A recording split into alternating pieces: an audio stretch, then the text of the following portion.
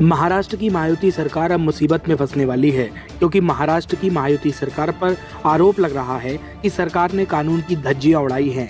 ऐसा इसलिए क्योंकि मंगलवार को विधानसभा चुनाव की आचार संहिता की घोषणा होने के बाद भी लगातार सरकार ऐलान पर ऐलान कर रही है।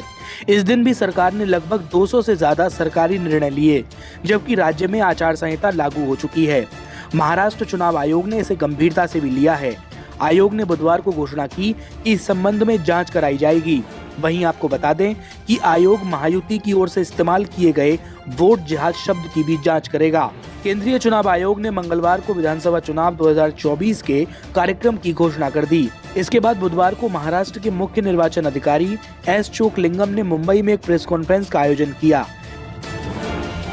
ये जानकारी उन्होंने इसी दौरान दी। इस मौके पर विधानसभा चुनाव की तैयारियों के बारे में भी विस्तार से जानकारी दी गई। प्रदेश में आचार संहिता लागू होने के बाद दिन भर राज्य सरकार की ओर से सरकारी फैसले लिए गए। आयोग ने बताया कि इसमें विधायकों को फंड आवंटन से जुड़े अध्यादेश और कई अन्य प्रशासनिक स्वीकृतियां शामिल हैं। इसीलिए 3:30 बजे के बाद जो भी सरकारी फैसले घोषित किए गए हैं, उनको जांचा जाएगा। क्या ये आदर्श आचार संहिता का उल्लंघन है? मंगलवार से आदर्श आचार संहिता लागू हो गई है। अगर कुछ नेता इसका इस्तेमाल करते हैं तो हम किसी को नहीं बख्शेंगे। यदि हमें कोई शिकायत प्राप्त होती है तो हम कानूनी तंत्र के भीतर इसकी जांच करेंगे और तदनुसार अपनी रिपोर्ट भी प्रस्तुत करेंगे। आपको बता दें कि मंगलवार को राज्य में विधानसभा चुनाव के लिए आचार संहिता लागू होने के बाद भी राज्य सरकार ने बुधवार को कई सरकारी फैसले लिए थे, लेकिन जब चुनाव आयोग ने इसके बारे में पूछा तो सरकार ने अपने सभी फैसलों को वेबसाइट से हटा लिया। हालांकि समाचार पत्रों में टेंडर छप भी चुके हैं। अब देखना होगा कि चुनाव आयोग इस मामले में क्या एक्शन लेगा। आपको बता दें, मुख्य चुनाव आयुक्त ने 15 अक्टूबर को देश के 2 राज्यों में चुनावों का ऐलान किया था। We have 48 ACs and 2 PCs in 15 states. They will also undergo the elections this time.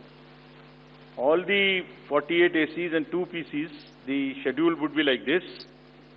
All except 1 AC and 1 PC, where because of the festivities and some reason, all 47 ACs and 1 PC of Kerala would undergo the election, along with the phase 1 of Jharkhand.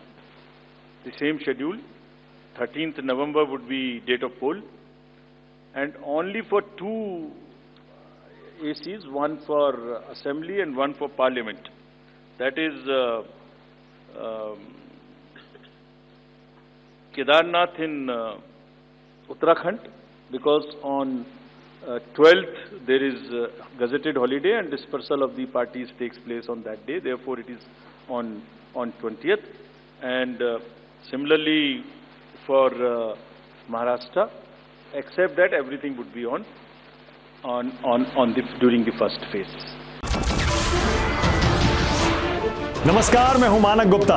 अगर आपको हमारा ये video पसंद आया हो तो इसे like और शेयर जरूर करें, और हाँ, हमें सब्सक्राइब और फॉलो करना ना भूलें, ताकि आप देश और दुनिया की कोई खबर मिस ना करें।